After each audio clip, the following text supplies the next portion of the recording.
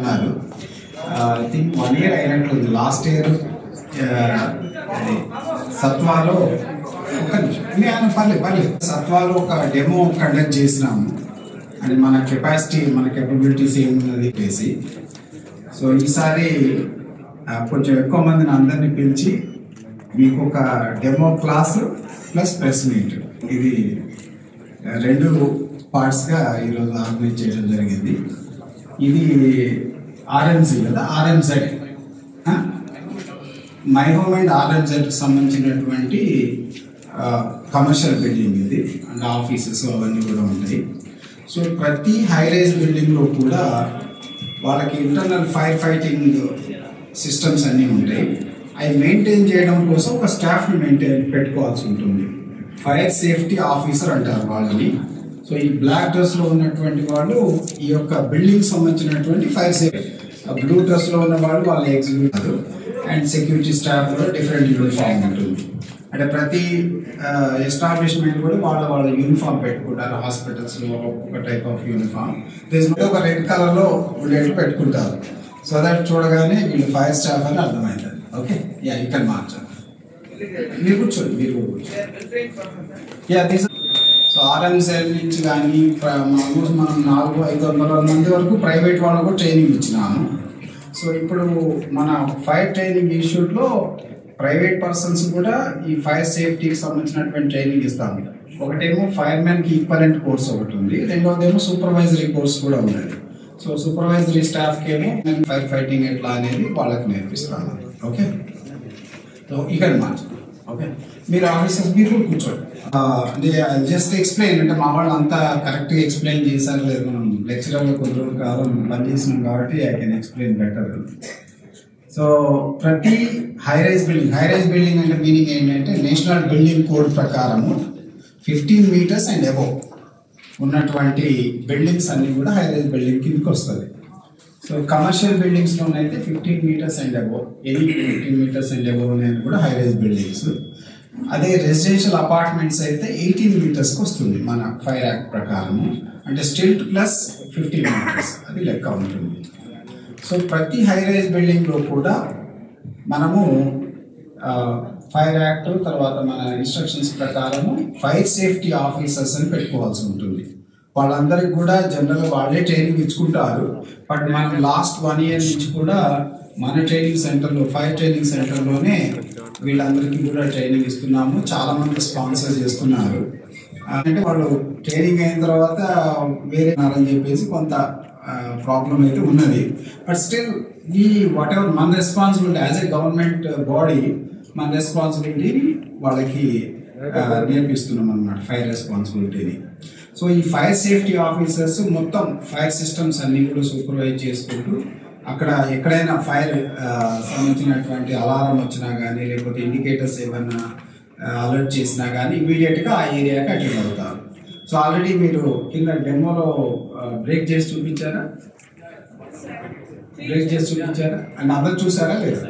అంటే అందరూ ఒకే టైంలో వస్తే అది, ఎందుకంటే వాళ్ళ సిస్టమ్ మొత్తం మళ్ళీ అలారమ్స్ అన్నీ వస్తాయి, ఆ ప్రాబ్లం ఉంటుంది. సో ప్రతి బిల్డింగ్లో కూడా ఇది కమర్షియల్ బిల్డింగ్ ఇది. సో దీంట్లో ఇక్కడ చూడండి, ఇది స్మోక్ డిటెక్టర్స్ ఇవి. ఓకే, తర్వాత అక్కడ రెడ్ బల్బ్ ఉంటుంది చూడండి, అక్కడ ఒక ఫ్లవర్ లాగా ఉంది మెటల్, అది చూపించండి ఇండికేటర్స్. ఇది చోట ఉంటుంది, ఆల్మోస్ట్ ప్రతి 2-3 మీటర్లకు ఒకటి ఉంటుంది ప్రతి దాంట్లో కూడా. అది స్ప్రింక్లర్. ఓకే, సో మంట వచ్చినప్పుడు ఏమవుతుందంటే ఆ వేడికి ఆ లోపల రెడ్ కలర్ ఉన్నటువంటి బల్బ్, గ్లాస్ బల్బ్ అది బేసికల్లీ అది బ్రేక్ అవుతుంది. మోస్ట్లీ ఆల్కహాల్ టైప్ మెటీరియల్ ఏదో ఉంటుంది. అది బ్రేక్ అయిన తర్వాత ఆ వేడికి బ్రేక్ అయిన తర్వాత వాటర్ స్ప్రింకిల్ అవుతుంది. Basically that is the first జరిగేటటువంటి అనమాట. సో దాంట్లో వాటర్ని ఎప్పుడు కూడా ప్రెషరైజ్డ్గా పెడతారు. కింద మీరు పంప్ సిస్టమ్ చూసుంటారు, పెద్ద ఇండస్ట్రియల్ పంపులు లాగా ఉంటాయి అవన్నీ కూడా. సో ఆ ఇండస్ట్రియల్ పంపులో జాకీ పంప్స్ అనే వాటితోటి ఎప్పుడు కూడా కంటిన్యూస్గా ప్రెషర్ మెయింటైన్ చేస్తారు. ఎంత బార్స్? 3 bar. ఎన్ని బార్లు? 7 kg/cm అంటే 7 bar ప్రెషర్ మెయింటైన్ చేస్తారు. సో 7 బార్ ప్రెషర్ మెయింటైన్ చేస్తాం, కంటిన్యూస్గా ప్రెషర్లో ఉంటారు ఎప్పుడు కూడా. ఓకే, సో ఎప్పుడైతే ఒకటి కానీ 2 కానీ స్ప్రింక్లర్లు ఫైర్ ఇన్సిడెంట్ జరిగినప్పుడు బ్రేక్ అయితే వెంటనే ప్రెషర్ పడిపోతుంది. పడిపోగానే పెద్ద పెద్ద పంపులు ఉంటాయి అక్కడ, మీరు చూసుంటారు. ఆ పెద్ద పంపులు ఎలక్ట్రికల్ పంపులు ఆన్ అవుతాయి. ఆన్ అయ్యి సరిపడా వాటర్ని పంప్ చేస్తూ ఉంటాయి. ఓకే, సో ఇన్ కేస్ మంటలు బాగా ఉండి ఏదైనా పవర్ ఫెయిల్యూర్ ఏదైనా ఉంటే ఆల్టర్నేట్ పవర్ సప్లై కూడా వాటికి జనరేటర్ అవన్నీ కూడా వాటికి ఉంటుంది. ఇన్ కేస్ అసలు మొత్తానికే పవర్ ఏ సిచ్యువేషన్ అది కూడా ఫెయిల్ అయింది అనుకోండి, తెలిసే డీజిల్ జనరేటర్ కూడా ఉంటుంది, డీజిల్ పంప్ ఉంటుంది అందులో. సో ఆ డీజిల్ పంప్ కొంచెం పెద్దగా ఉంటుంది, సో అది ఆన్ అవుతుంది. సో ఈ మొత్తం కూడా జనరల్లీ ఏంటంటే ఒక 2 అవర్స్ మన స్ప్రింక్లర్ కానీ ఇవన్నీ కూడా అన్ని ఏర్పాట్లు ఉంటాయి. ఈ 2 అవర్స్లో ఏంటంటే ఈ బిల్డింగ్లో ఉన్నటువంటి మొత్తం స్టాఫ్ని వెకేట్ చేయించడము, తర్వాత ఫైర్ ఫైటర్స్ వచ్చేసి ఈ ఫైర్ని ఆపేదానికి ప్రయత్నం చేయడం జరుగుతుంది. సో ఇది మనకి ఏంటంటే డ్రిల్. ఎప్పుడు ఏ హైరేజ్ బిల్డింగ్లో అయినా కానీ ఏదైనా ఫైర్ ఇన్సిడెంట్ జరిగినప్పుడు జరగాల్సినటువంటి స్టెప్ బై స్టెప్ యాక్టివిటీస్ ఈ విధంగా ఉంటాయి. సో ఐ థింక్ ఇందులో అందరికీ అర్థమైంది అనుకున్నా. ఎవరైనా దీనిలో క్వశ్చన్ అడుగుతామంటే అడగండి. ప్రెస్ మీట్ నెక్స్ట్ పార్ట్ వస్తుంది ఈ లెక్చర్ తర్వాత.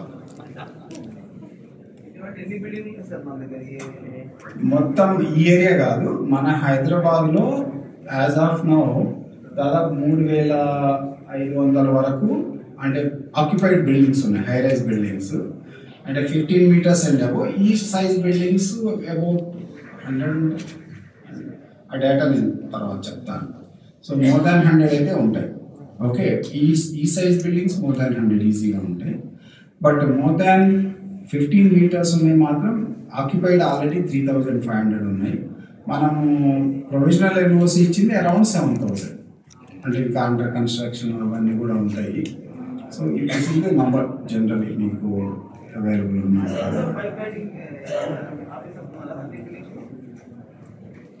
పెద్ద ప్రతి బిల్డింగ్స్లో కూడా పెట్టుకుంటాం. సమ్ పీపుల్ కొంతమంది ట్రైనింగ్ బాగా ఉంటారు, కొంతమంది అంత ట్రైనింగ్ కాదు, ఆ ప్రాబ్లమ్స్ ఉంటాయి. బట్ ఫైర్ ఫైటింగ్ కోసం వాళ్ళ కొంతమంది ఏంటంటే సెక్యూరిటీ వాళ్ళని ట్రైనింగ్. అది బేసికల్లీ గ్యాస్ లీకేజ్ తోటి బ్లాస్ట్ అయింది అది. సో ఇది వేరే అదర్ సిచ్యువేషన్స్ అన్ని కూడా రూల్ అవుట్ అయినాయి. గ్యాస్ ఏ విధంగా లీక్ అయింది అనేది అది ఇన్వెస్టిగేషన్లో ఉంది. బట్ మొత్తం గ్యాస్ కూడా పైప్ లైన్లో ఉంటుంది. అందులో సమ్వేర్ గ్యాస్ లీక్ అయింది. నైట్ అంతా కూడా అక్యుములేట్ అయింది అది. మార్నింగ్ టైంలో దెర్ వాజ్ పవర్ ఫ్లక్చుయేషన్స్ అయినాయి. ఇది వాళ్ళు దాని ఏమంటారు, ఈ లైన్స్ మారారు. మేము వీడియోస్ కూడా గమనించినాము. లైన్లు మారినప్పుడు సమ్వేర్ స్పార్క్ వచ్చింది, దాన్ని బ్లాస్ట్ అయింది. బ్లాస్ట్ అయిన తర్వాత ఫైర్ ఎక్విప్మెంట్స్ అలర్ట్ అయినాయి సార్. బ్లాస్టింగ్లో ఏముండదు అందులో, మొత్తం స్మాష్ అయిపోయింది. సో ఫైర్ ఎక్విప్మెంట్ అలర్ట్ అయింది అందులో.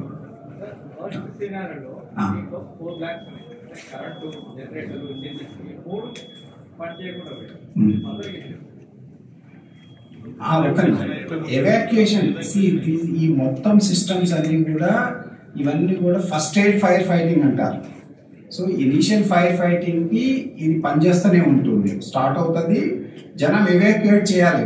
ఫస్ట్ థింగ్ గుర్తుపెట్టుకోవాల్సింది ఏంటంటే ఎనీ ఫైర్ ఇన్సిడెంట్ జరిగినప్పుడు ఫస్ట్ ఐడెంటిఫై చేయాలి.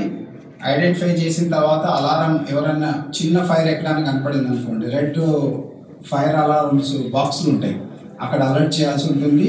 అదర్వైజ్ ఎక్కువ స్మోక్ వచ్చినప్పుడు స్మోక్ డిటెక్టర్ దగ్గర ఐడెంటిఫై అవుతుంది, దాన్ని అలర్ట్ చేస్తారు. ఫస్ట్ థింగ్ బిల్డింగ్ని ఎవాక్యుయేట్ చేయాలి. సో లైఫ్ సేఫ్టీ అనేది పారమౌంట్ ఇంపార్టెంట్ అన్నమాట. ఓకే, సో ఫస్ట్ ఎవాక్యుయేట్ చేయాలి, తర్వాత fire fighting. In case last ఏంటి ఏంటంటే బేసికలీ ఫైర్లో చాలా డ్యామేజ్ అవుతుంది, that is the only thing. But life safety అనేది క్రిటికల్.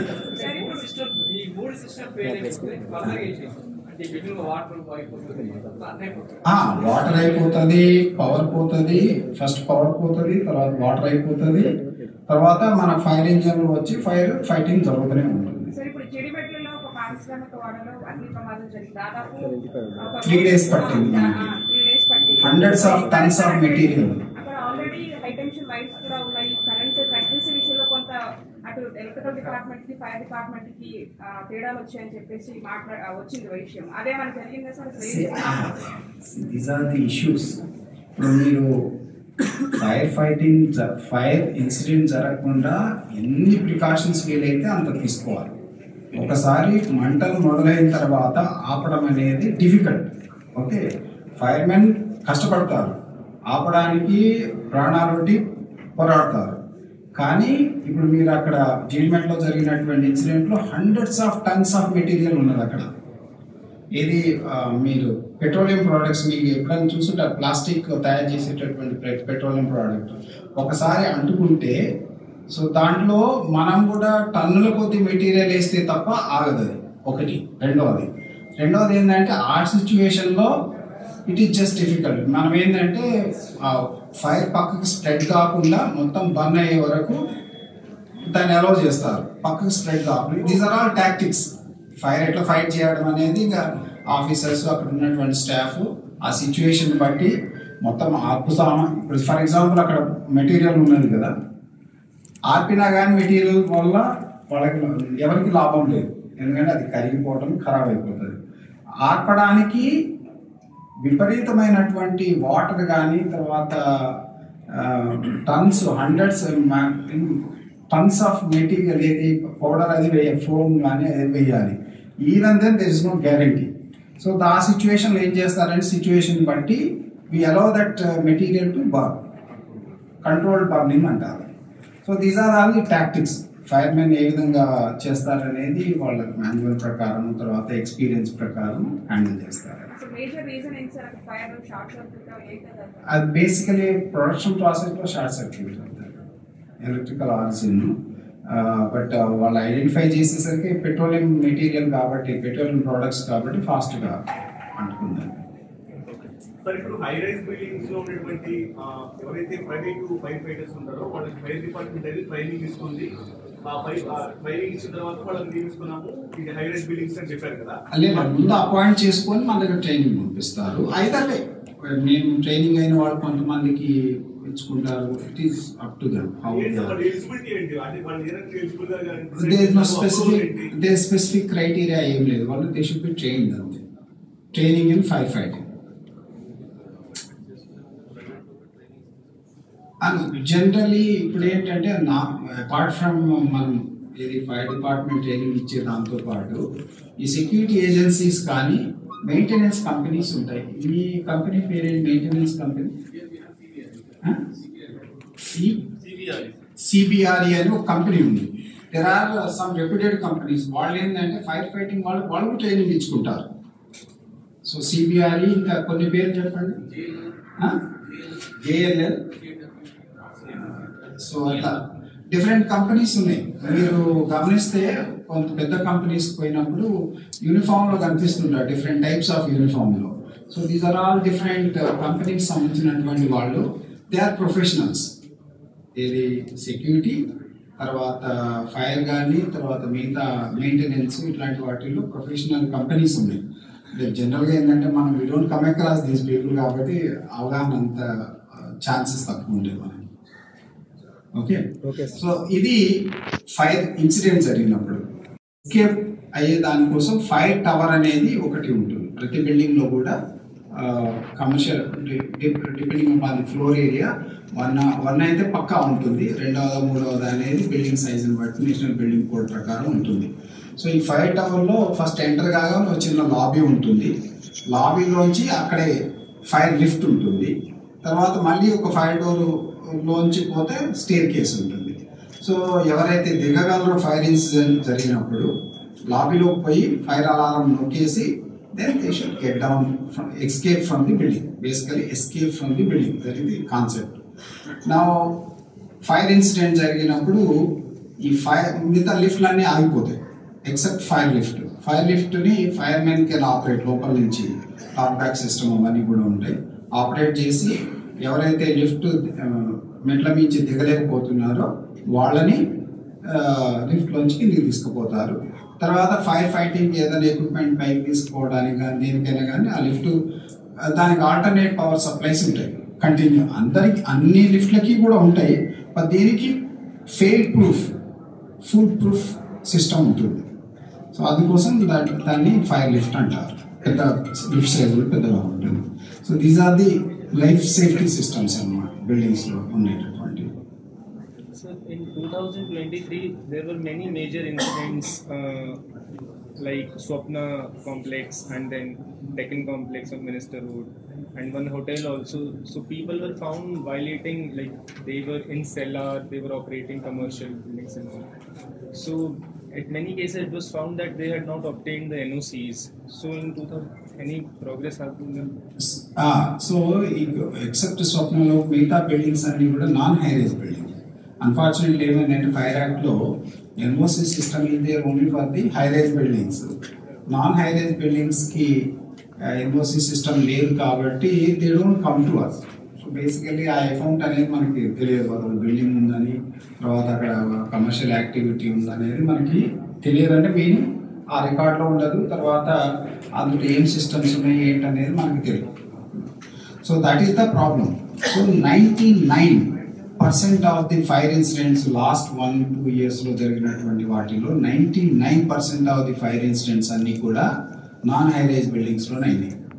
ఓకే, సో పెద్ద ఫైర్ ఇన్సిడెంట్ మనకు తెలిసింది హైరేజ్ బిల్డింగ్లో అయింది, ఓన్లీ స్వప్నంలో. దాంట్లో ఫైర్ ఎన్ఓసి లేదు, దాని మీద ప్రాసిక్యూషన్ అయ్యి తర్వాత కోర్టులోకి తిరిగి చాలా కథ అయింది. అల్టిమేట్లీ ఆ బిల్డింగ్లో ఉన్నటువంటి అపార్ట్మెంట్స్, షాప్స్ అన్నీ కూడా ప్రైవేట్ పర్సన్స్కి ఆల్రెడీ సోల్డ్ అవుట్. సో ఆ అసోసియేషన్ అనేది చాలా గొడవలు చేసి మళ్ళీ ఓపెన్ చేయించుకున్నారు కానీ బట్ స్టిల్ వాళ్ళు ఫైర్ సిస్టమ్స్ సరిగ్గా పెట్టుకోలేదు. That is the dangerous place, there is no doubt about it. Okay,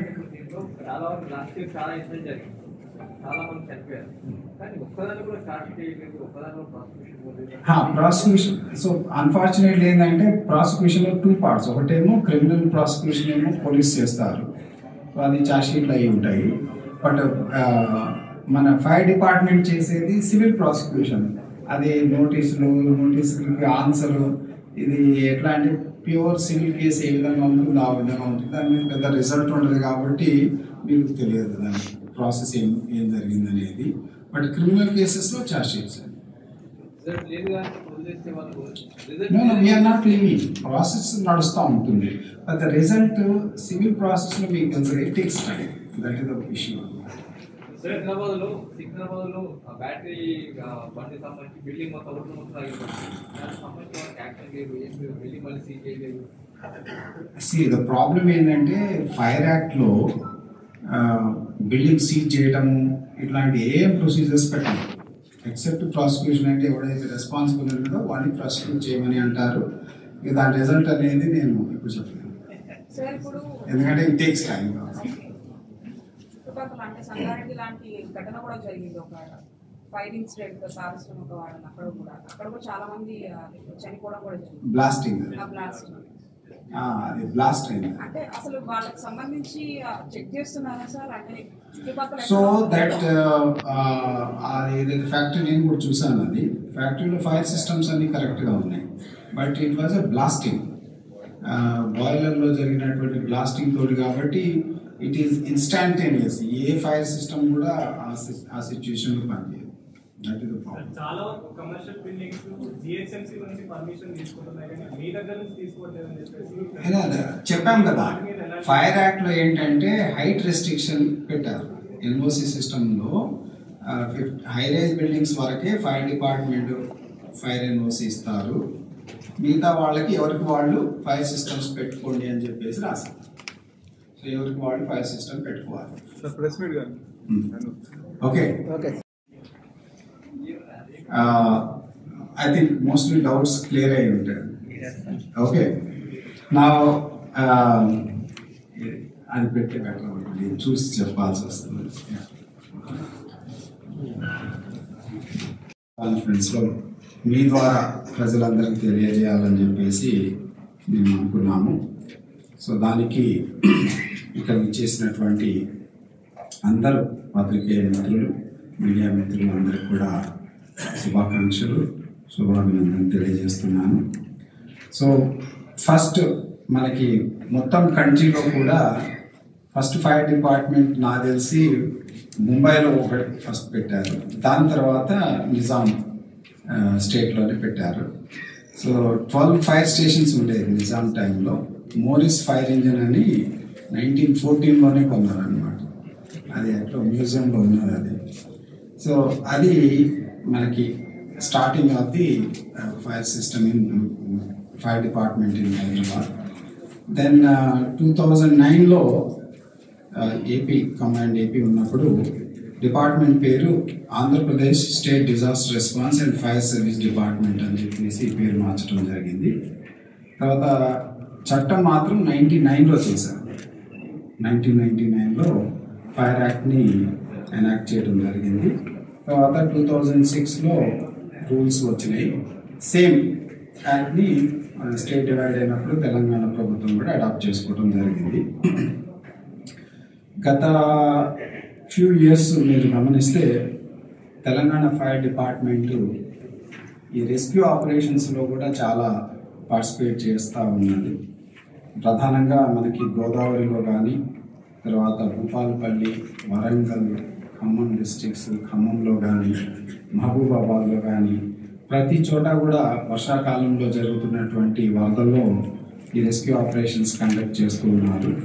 so మేము దాన్ని దృష్టిలో పెట్టుకొని ఒక ప్రపోజల్ పంపిస్తే ఆ డిపార్ట్మెంట్ పేరుని Telangana fire disaster response emergency and civil defence department. So other than medical and police emergencies, A emergency ఉన్నా కానీ ఫైర్ డిపార్ట్మెంట్ వాళ్ళు అటెండ్ అవుతారు. సో ఫర్ ఎగ్జాంపుల్ ఎవరైనా లిఫ్ట్లో ఇరుక్కుపోతారు, ఫైర్ డిపార్ట్మెంట్కి కాల్ చేయాల్సి ఉంటుంది. ఆ వెహికల్లో ఇరుక్కుపోతారు, లేదా చిన్నపిల్లలు బాత్రూంలో పోయి ఇరుక్కుపోతారు, లేదా యానిమల్స్ ఎక్కడన్నా కెనాల్స్లో పడిపోవడం ఇట్లాంటివి ఉంటాయి. So any life saving is our responsibility. ఇది ఫైర్ డిపార్ట్మెంట్ చేసేటటువంటిది. తర్వాత ప్రధానమైనటువంటి డ్యూటీ ఏంటంటే ఫైర్ అండ్ లైఫ్ సేఫ్టీ అనేది మా యొక్క ప్రధానమైనటువంటి డ్యూటీస్ అన్ని కూడా మీకు లిస్ట్ చేయడం జరిగింది. లాస్ట్ ఇయర్ మొత్తంలో ఆల్మోస్ట్ ఇయర్ అయిపోయింది, ఒకరోజు మిగిలింది. 7,383 ఫైర్ కాల్స్ని మనము ఫస్ట్ స్లైడ్ 7,383 ఫైర్ కాల్స్ని అటెండ్ చేయడం జరిగింది. అందులో small calls 7,093, medium 180, serious 87 and major 24. పెద్ద ఇంక్రీజ్ ఎక్కువ ఏం లేదు, 5.9% మాత్రమే ఇంక్రీజ్ కనపడింది. తర్వాత రెస్క్యూ కాల్స్ కూడా అటెండ్ అవుతారు మన వాళ్ళు. So human rescue, animal rescue 2 కాల్స్ను కూడా అటెండ్ అవుతారు. లాస్ట్ ఇయర్లో మనము 1767 పీపుల్ని రెస్క్యూ చేయడం జరిగింది ఫ్లడ్స్ నుంచి. ఫైర్ యాక్సిడెంట్స్ నుంచి 495 మందిని రెస్క్యూ చేశాము. తర్వాత లిఫ్ట్లో ఇరుక్కుపోయిన వాళ్ళని ఒక 40 మందిని బయటికి తీసుకొచ్చాము. మిగతా ఈ వెహికల్లో కానీ లేకపోతే ఎక్కడన్నా ఇరుక్కుపోతారు వాళ్ళని 54 పీపుల్ని బయటికి తీసుకురావడం జరిగింది. సిమిలర్లీ 103 యానిమల్స్ని కూడా రెస్క్యూ చేస్తున్నాము. సో ఇది కూడా రెస్క్యూ కాల్స్ కూడా 7.29 ఇంక్రీజ్ అయింది. బేసికల్లీ మన రెస్క్యూ కెపాసిటీ కూడా పెంచాం కాబట్టి ఆ నెంబర్ కాస్త మనకి ఎక్కువ కనిపిస్తూ ఉంది. సిమిలర్లీ ఎమర్జెన్సీ కాల్స్, అవి కూడా ప్రతి ఎమర్జెన్సీ కాల్ని అటెండ్ అవుతూ ఉంటారు. సో దాంట్లో డెడ్ బాడీస్ చెరువులో పడడం, సూసైడ్ కానీ లేకపోతే యాక్సిడెంటల్ డెత్స్ కానీ అయినప్పుడు కూడా ఫైర్ డిపార్ట్మెంట్ అటెండ్ అవుతారు. హ్యూమన్ బాడీస్ 435 రిట్రీవ్ చేయడం, యానిమల్ 6. తర్వాత వెహికల్ ఓవర్ టర్న్ అయితే అటువంటి వాటిల్లో కూడా అటెండ్ అయ్యారు 28 కాల్స్. ట్రాఫిక్ యాక్సిడెంట్స్లో కూడా, తర్వాత బిల్డింగ్ కొలాప్స్ లక్కీలీ చాలా తక్కువైనాయి, 10 మాత్రమే.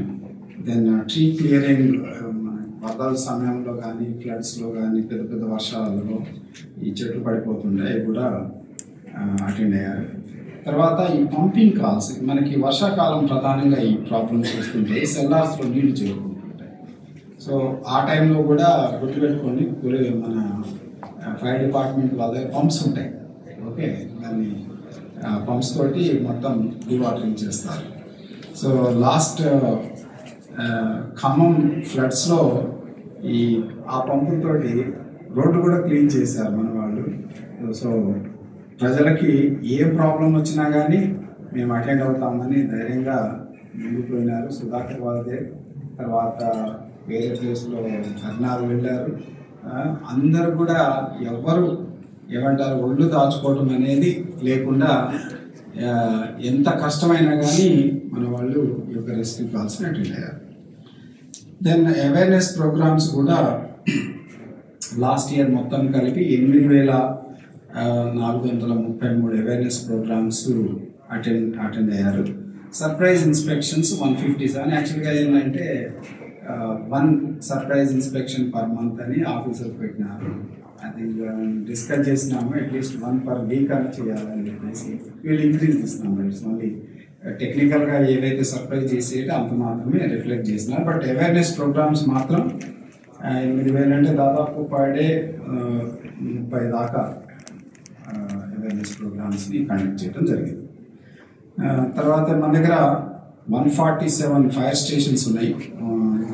సింగిల్ యూనిట్ అంటే ఒక సింగిల్ ఫైర్ ఇంజన్ ఉండేటి 119, డబుల్ యూనిట్ 2 ఫైర్ ఇంజన్స్, తర్వాత మల్టీ యూనిట్ ఉన్నది 1, అవుట్ పోస్ట్లో 9 ఉన్నాయి. తర్వాత వెహికల్స్ సంబంధించిన డీటెయిల్స్ కూడా ఇచ్చాము 5th పారాలో. టోటల్ 454 ఫైర్ వెహికల్స్ ఉన్నాయి మన దగ్గర. సో డిఫరెంట్ టైప్స్ ఉన్నాయి. అందులో ఇప్పుడు ఇంతకుముందు మీరు చూసినటువంటి బ్రాంటో స్కై లిఫ్ట్ అనేవి 2 ఉన్నాయి. అట్లాంటిదే కానీ 30 meters వరకు పోయేది స్నార్కెల్ అని ఇంకొక ఎక్విప్మెంట్ ఉంది. తర్వాత ఇయర్ మనకి ఆల్రెడీ గవర్నమెంట్ పర్మిషన్ ఇచ్చింది. టీటీఎల్ అంటారు, టర్న్ టేబుల్ ల్యాడర్ అని ఫాస్ట్ రెస్క్యూ చేస్తారు. దాంతో 27 meters హైట్ వరకు. సో 2 కొనేదానికి ఆల్రెడీ పర్మిషన్ వచ్చింది. సిమిలర్లీ 104 meters బ్రాండ్ మీరు చూసిన దానికంటే ఆల్మోస్ట్ డబుల్ హైట్ పోయేది. అది ఇంకా ప్రాసెస్లో ఉన్నది. Already government of India funding కూడా రిలీజ్ అయింది. అది పర్మిషన్ అయితే నేను will go for tenders. So these are the main equipment మనకు సంబంధించింది. ఆఫ్ కోర్స్ రెస్క్యూ టెండర్ ఒకటి ఆల్రెడీ వస్తుంది. స్లోవేనియా నుంచి ఒకటి ఇంపోర్ట్ చేస్తున్నాం. Almost 2 crores, 5 crores.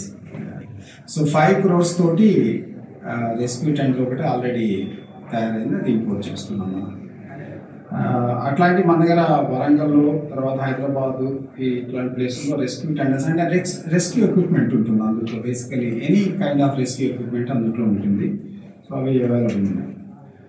Then year మొత్తంలో మనము కొన్ని అచీవ్మెంట్స్ మీకు చెప్పొచ్చు. ఒకటేమో హెడ్ క్వార్టర్స్ని గౌరవ ముఖ్యమంత్రి శ్రీ యనమల రేవంత్ రెడ్డి గారితో ఇనాగ్రేట్ చేయించినాము. అదే రోజు సో ఇప్పటిదాకా ఒక ఆఫీస్ లేకపోయేది అని, సో ఫైనల్గా ఒక ఆఫీస్ని గౌరవ ముఖ్యమంత్రి గారు ఇనాగ్రేట్ చేశారు. తర్వాత Sanath Nagar fire station building అదే రోజు యాక్చువల్గా ఇనాగ్రేట్ చేయడం జరిగింది. తర్వాత ఈ ట్రైనింగ్ సెంటర్లో కూడా మనము గవర్నమెంట్ ఆఫ్ ఇండియా ఇప్పుడు MHA వాళ్ళు రీజనల్ ట్రైనింగ్ సెంటర్గా డిక్లేర్ చేశారు మన ట్రైనింగ్ సెంటర్ని. సో అందులో త్రూఅవుట్ ది కంట్రీ వచ్చేటటువంటి మన స్టేషన్ ఫైర్ ఆఫీసర్ ఈక్వలెంట్ అంటే SIకి ఈక్వలెంట్ వాళ్ళకి మన దగ్గరకు ట్రైనింగ్ ఇస్తాము. తర్వాత 15th finance commission grants already government of India sanction చేసిన 190.14 crores. అందులో స్టేట్ కాంట్రిబ్యూషన్స్ 25% ఉంటుంది, 47.53 crores. So first installment already release అయింది. దానికి సంబంధించినటువంటి ఎక్విప్మెంట్ పర్చేస్ కోసం మనం ఆల్రెడీ గవర్నమెంట్ ప్రపోజల్ పంపించేసినాం. తర్వాత ఇంతకుముందు ఫైర్ డిపార్ట్మెంట్ డిస్ట్రిక్ట్ వైజ్ ఉండకపోయేది. అప్పట్లో for what ever reasons divisions లాగా పెట్టారు, అంటే 19 divisions లాగా పెట్టారు. అది ప్రెసిడెన్షియల్ ఆర్డర్ ప్రకారం దేనికి సెట్ కాకపోయేది. సో గవర్నమెంట్ ప్రపోజ్ చేసిన తర్వాత ప్రతి డిస్ట్రిక్ట్లో కూడా 33 జిల్లాల్లో కూడా డిస్ట్రిక్ట్ ఫైర్ ఆఫీసర్ ఉంటారు ఇప్పుడు అని. ఆల్ అడ్మినిస్ట్రేటివ్ ఇష్యూస్ కానీ ఫైర్ రిలేటెడ్ ఎనీ అటెండెన్స్ అవన్నీ కూడా వాళ్ళు చూసుకుంటారు. తర్వాత గౌరవ ముఖ్యమంత్రి గారు మాకు ఒక 2 ఇంపార్టెంట్ వెల్ఫేర్ ప్రోగ్రామ్స్ని ఆయన మనకి ఇవ్వడం జరిగింది. సో దాంట్లో గ్రూప్ పర్సనల్ యాక్సిడెంట్ పాలసీ అని చెప్పేసి అప్ టు 1 crore వరకు ఈ యొక్క యాక్సిడెంట్ అంటే ఫైర్లో ఏదైనా యాక్సిడెంట్లో చనిపోతే పోలీస్ సిబ్బందికి సిమిలర్గా మనకు కూడా మన స్టాఫ్ కూడా వెల్ఫేర్ ప్రోగ్రామ్ని ఇవ్వడం జరిగింది. సిమిలర్లీ ఎక్స్గ్రేషియన్ కూడా అదే పద్ధతిలో ఇచ్చారు. అది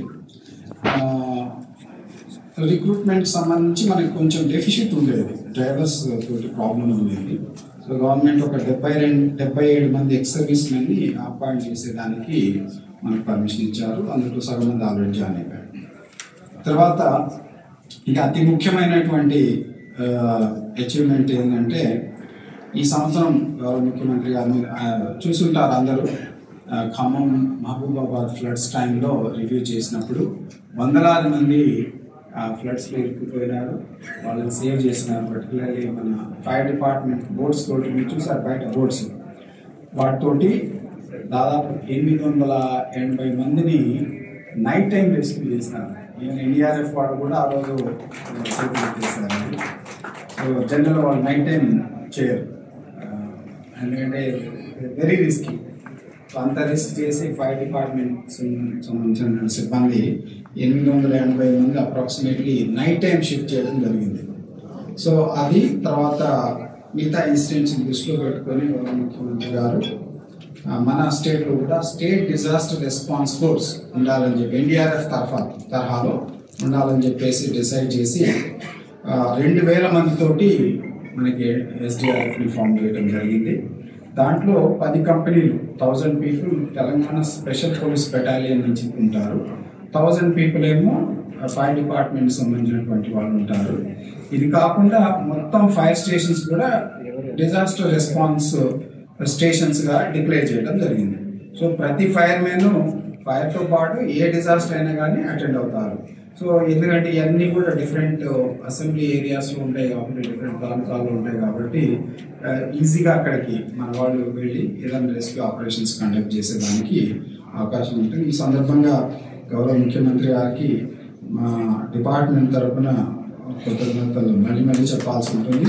అండ్ ఈ స్టేట్కి ఒక అసెట్ అవుతుంది ఫ్యూచర్లో ఇది మన స్టేట్కి. తర్వాత ఇక ప్రొక్యూర్మెంట్కి వస్తే ఈ సంవత్సరం మొత్తం 2 వాటర్ హౌజెస్, ఒక 4, 18 మినీ వాటర్ ట్యాంకర్స్, తర్వాత ఇంపార్టెంట్ ఎస్పీ టెండర్ ఒకటి వస్తుంది. సో మిగతా ఫైర్ ఫైటింగ్ ఎక్విప్మెంట్ అంతా కూడా మనం ప్రొక్యూర్ చేసుకోవడం జరిగింది. ఇంతకుముందు చెప్పినట్లు టర్న్ టేబుల్ ల్యాడర్స్ అంటే ఇంతకుముందు మన బ్రాంటో లాంటిది కొంచెం డిఫరెంట్ మోడల్ అది. సో 27 మీటర్స్ హైట్ పోయేటటువంటి అప్రాక్సిమేట్లీ మనకి ఒక 10 ఫ్లోర్స్ వరకు కవర్ అయితే మెయిన్లీ మనకి హాస్పిటల్ రెస్క్యూస్లో బాగా పనికి వస్తాయి. ఇవన్నీ కూడా అవి మనం ప్రొక్యూర్ చేస్తున్నాం. ఇంకా రిక్రూట్మెంట్కి వస్తే మనకి లాస్ట్ 1 ఇయర్లో 26 మంది స్టేషన్ ఫైర్ ఆఫీసర్స్, 225 మంది driver operators, firemen 610, junior assistant 17 మంది. సో వీళ్ళని రిక్రూట్ చేయడం జరిగింది. ఆఫ్కోర్స్ కొంతమంది వేరే జాబ్స్ వచ్చి వెళ్ళారు, బట్ మనకి అడిక్వేట్ స్టాఫ్ని రిక్రూట్ చేయడం జరిగింది. మిగతా వేకెన్సీస్ కూడా ఆల్రెడీ నోటిఫై చేసినాము. గౌరవ ముఖ్యమంత్రి గారు అందరూ కూడా అపాయింట్మెంట్ ఆర్డర్ ఇచ్చినారు. ఒక పాసింగ్ అవుట్ పీరియడ్ కూడా అకౌంట్ అవ్వడం మాకు చాలా సంతోషం. తర్వాత ఫైర్ డిపార్ట్మెంట్లో మొత్తం సర్వీసెస్ కూడా ఆన్లైన్లో ఉంటాయి, ఎక్సెప్ట్ ఇంటర్నల్ అడ్మినిస్ట్రేషన్ కొన్ని పార్ట్స్ తప్ప. సో ఎన్ఓసి సిస్టమ్ కూడా ఆన్లైన్లోనే ఉంటుంది, ఆన్లైన్లో అప్లై చేస్తారు. తర్వాత ప్రతి ఇన్స్పెక్షన్ కూడా ప్రొవిజనల్ కానీ ఆక్యుపెన్సీ కానీ ఆ డిపార్ట్మెంట్ కమిటీ వాళ్ళు పర్సనల్గా అక్కడికి వెళ్ళి ఇన్స్పెక్ట్ చేసి ప్రతి పాయింట్ని కూడా వాళ్ళు అన్నీ కూడా ఉన్నాయా లేదా అని చూసుకున్న తర్వాతనే వాడిని అప్రూవ్ చేయడం జరిగింది. అవన్నీ కూడా మొత్తం మేము టార్గెట్ పెట్టుకున్నది 15 రోజుల్లో అప్రూవ్ చేయాలనేది, ఏదైనా కానీ ఐదర్ అప్రూవ్ ఆర్ రిజెక్ట్ ఏదో ఒకటి జరగాలి. సో గత 1 ఇయర్లో మనం ప్రొవిజనల్ ఎన్ఓసికి అబౌట్ 9 డేస్లో మనం ఇవ్వడం జరిగింది. సిమిలర్లీ ఆక్యుపెన్సీ అయితే ఐ థింక్ 8 డేస్లో ఇచ్చాము. సో ఇది ఈ స్పీడ్కి నేను ఈ సందర్భంగా మీ ముందు మా డిపార్ట్మెంట్ ఆఫీసర్స్ అందరినీ కూడా అభినందిస్తున్నాను. ఎందుకంటే ప్రభుత్వం దగ్గర ప్రజలు వచ్చినప్పుడు మనం రెస్పాన్స్ అనేది ఫాస్ట్గా ఉండాలి. సో అది ఈ డిపార్ట్మెంట్ ఎటువంటి ఇబ్బంది లేకుండా ఫాస్ట్గా ఏదైనా కానీ ప్రైవేస్ రా లేకపోతే లైసెన్స్ రా ఏదైనా కానీ డిలే కాకుండా చేయాలనేది మా ఉద్దేశం. ఆ విధంగా మనకు వెళ్తాం. ఆ నెంబర్స్ అన్ని కూడా మీకు ఇవ్వడం జరిగింది. సో ఇది దీని ద్వారా లాస్ట్ 1 yearలో 34.79 కోట్ల రూపాయలు గవర్నమెంట్ ట్రెజరీలో జమ చేసినాము. అయితే అన్ఫార్చునేట్లీ ఏంటంటే 99 యాక్ట్లో per square meter not square feet fire precaution fees 10 rupees. అంటే స్క్వేర్ ఫీట్కి 1 రూపీ మీరు ఇచ్చేది, మీరంటే ఎవరైనా బిల్డర్ ఇచ్చేది. మీ దృష్టిలో పెడదామని అంతే. That is the number. So మీరు 10,000 రూపాయలు ఇక్కడ స్క్వేర్ ఫీట్ 10,000 రూపాయలు ఉందనుకోండి. సో దాంట్లో 1 రూపీ మాత్రమే మన ఫైర్ డిపార్ట్మెంట్ కడతారు. ఆ 1 రూపీ తోటి బిల్డింగ్ ఉన్నన్ని రోజులు మనము దాని ఫైర్ ప్రొటెక్షన్ కల్పిస్తాం.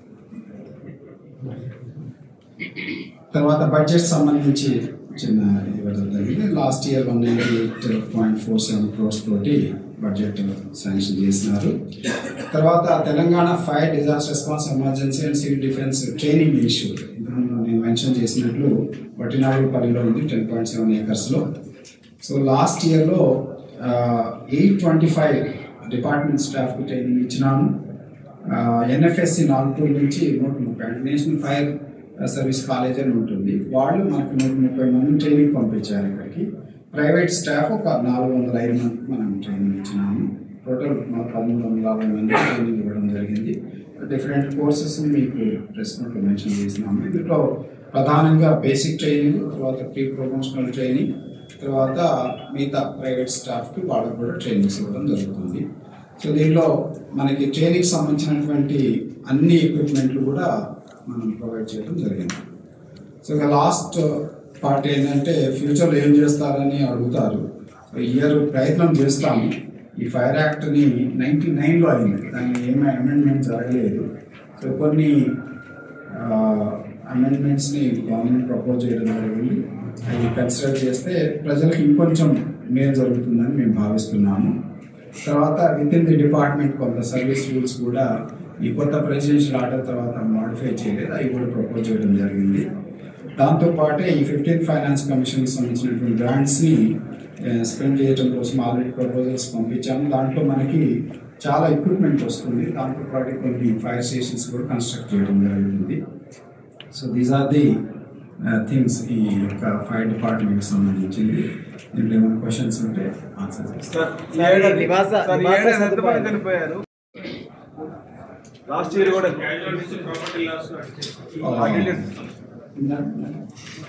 అది సపరేట్ చేస్తాను. సార్ ఇంకోటి నివాస సముదాయాలు అంటే రెసిడెన్షియల్ ప్లేసెస్లో కమర్షియల్ లాస్ట్ టైం మన ఇన్సిడెంట్స్ జరిగాయి, అలాంటి ఇంకేమైనా గుర్తించారా? వారికి ఏమైనా యాక్షన్ తీసుకున్నారు? రెసిడెన్షియల్ వాటిల్లో కమర్షియల్ పెట్టడమా? కమర్షియల్ గోదాములు sir last time godowns incident అయింది, సికింద్రాబాద్ ఇన్సిడెంట్ అయింది, బ్యారస్ కూడా. సో అది బేసికల్లీ లాస్ట్ ఇన్సిడెంట్ జరిగిన తర్వాత జిహెచ్ఎంసీ సంబంధించినటువంటి ఫైర్ వింగ్ జిహెచ్ఎంసీ వాళ్ళు చాలా మందికి నోటీసులు ఇచ్చారు. ఓకే, ఇచ్చి వాళ్ళని వెకేట్ చేయమని చెప్పేసి ఆ ప్రాసెస్ అయితే నడుస్తుంది, కానీ ఇంకా పూర్తి రిజల్ట్ అయితే రాలేదు.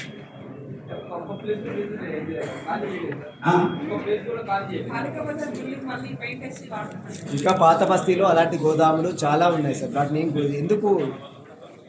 సో దాంట్లో ఏంటంటే రెగ్యులర్గా ఇన్స్పెక్షన్ చేయడము, తర్వాత ఫైర్ ప్రికాషన్స్ తీసుకుంటున్నారా లేదా అనేది ఆ బాధ్యత మనం గట్టిగా తీసుకుంటున్నాం. బట్ వెకేట్ చేయించడం అనేది మున్సిపల్ అథారిటీస్కి వాళ్ళు గట్టిగా ప్రయత్నం చేయాలి. వాళ్ళైతే ప్రయత్నం జరుగుతూ ఉంది. ఇక మిగతా ప్రాబ్లం ఏంటంటే వెకేట్ చేయడం అనేది చాలా పెద్ద ప్రొసీజర్, మీకు తెలుసు ఆ విషయం.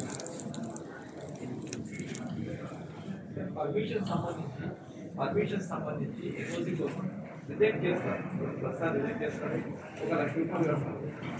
మళ్ళీ నెక్స్ట్ టైం కూడా మళ్ళీ 1 లక్ష రూపాయలు కట్టాలి. లేదు, ఒకసారి రిజెక్ట్ చేసినప్పుడు అడిషనల్ ఓన్లీ ఒక్కసారి ఫీజు, ఫుల్ ఫీజు ఒకసారి కడతారు. రిజెక్ట్ చేసినప్పుడు మళ్ళీ రీఅప్లికేషన్ చేసినప్పుడు 10%, 25,000 నాట్ టోటల్ కాదు సార్. రాయచూరు దగ్గర ఒక డెమో చేశారు. ఆ డెమోస్ లో బాడీని ఐడెంటిఫై చేసే ఎక్విప్మెంట్స్ ఉన్నాయి వచ్చాయి సార్. సార్ భవిష్యత్తులో హెలికాప్టర్ రెస్క్యూ అది చేస్తారా? ఎందుకంటే ఖమ్మంలోని చాలా వరకు మీరు అన్నది హెలికాప్టర్ రెస్క్యూ అనేది ఫ్యాన్సీ సినిమాల్లో చూస్తారు కానీ సోఫార్ మేము అంటే మన ఫైర్ డీజీ మీటింగ్లలో వాటిలో డిస్కషన్ జరిగినప్పుడు ఒకసారి ఢిల్లీలో ట్రై చేశారు. సో హెలికాప్టర్ మూవ్ అయినప్పుడు ఏంటంటే దాంతో అక్కడ మంటలు విపరీతంగా రేజ్ అయ్యేదానికి అవకాశం ఉంది. సో ఓన్లీ రెస్క్యూకి మాత్రమే పనికి వస్తుంది కానీ మంటలు ఆపడానికి పనికిరాదు. అది కూడా అంత పెద్ద ప్రాబ్లమ్ సోఫార్ జరగలేదు మన దగ్గర. ఎందుకంటే ఖమ్మంలో చాలా ఇబ్బంది అయింది కదా సార్. ఖమ్మంలో చాలా వరకు ఇది మీరనేది flood rescue different, fire rescue different. Flood rescues లో ఏంటంటే మీరు అంటే కొంత అర్థం చేసుకోవాల్సింది ఏంటంటే ఫ్లడ్ వార్నింగ్ వచ్చినప్పుడు మనం జనరల్గా ఎన్డీఆర్ఎఫ్కి ఇన్ఫార్మ్ చేస్తాము. తర్వాత సిఎస్ గారు ఆర్మీ వాళ్ళకి, తర్వాత ఎయిర్ ఫోర్స్ వాళ్ళకి కూడా ఇన్ఫార్మ్ చేస్తారు. ఈ ఎయిర్ ఫోర్స్ వాళ్ళకి సంబంధించినటువంటి టెక్నికల్ ఇష్యూస్ అందులో ఒకటి లైట్, ప్రాపర్ లైటింగ్ ఉండాలి. తర్వాత మళ్ళా ఆ సిచ్యువేషన్లో వర్షాలు కూడా అంటే రెస్క్యూ ఆపరేషన్ కండక్ట్ చేసే విధంగా వెదర్ అవైలబుల్ ఉండాలి. సో ఈ వెదరు తర్వాత లైట్, ఈ రెండు ప్రాబ్లమ్స్ అనేది అల్టిమేట్గా అది pilot has to decide. So వాళ్ళు రాగలము చేయగలం అన్నప్పుడే ఇది జరుగుతుంది, కానీ లేకపోతే జరగదు. సో కాబట్టి గవర్నమెంట్ వైపు నుంచి అన్ని రకాల ప్రయత్నం జరుగుతుంది ఏది హెలికాప్టర్ తెచ్చేదాన్ని. కొద్దిగా టెక్నికల్ ఆస్పెక్ట్స్ మన చేతుల్లో ఉంది. సో ఆ ప్రాబ్లం ఉంటుంది కాబట్టి కొన్నిసార్లు మనకి హెలికాప్టర్ ఎందుకు రాలేదనే క్వశ్చన్ వస్తుంది. ఇట్ ఈస్ నాట్ దట్ ప్రభుత్వం కానీ ప్రభుత్వంలో ఉన్నటువంటి అధికారుల లోపం ఏముండదు అందులో.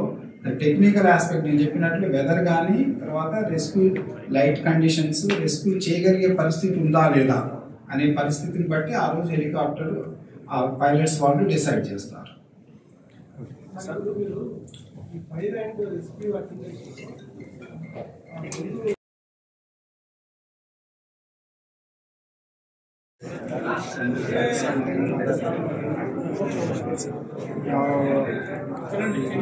Latest achievement of the department of the CAD inauguration of then the formation of the state disaster response force.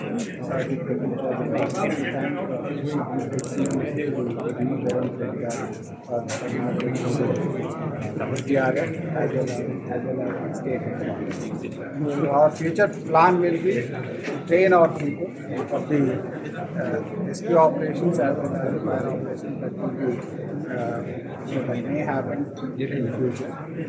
Including the constitution will be trained. Similarly,